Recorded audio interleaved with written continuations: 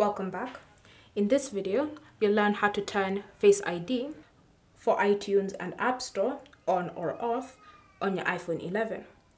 So the first step is to open the Settings app.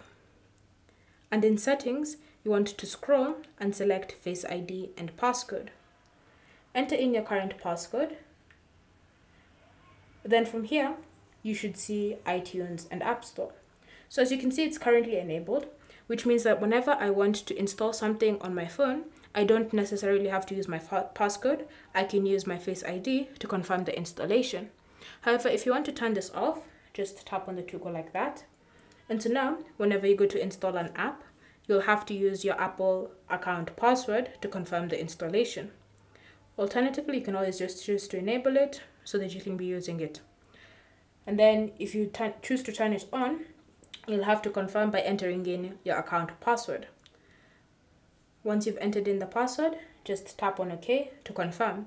So now you'll be able to install apps using your Face ID.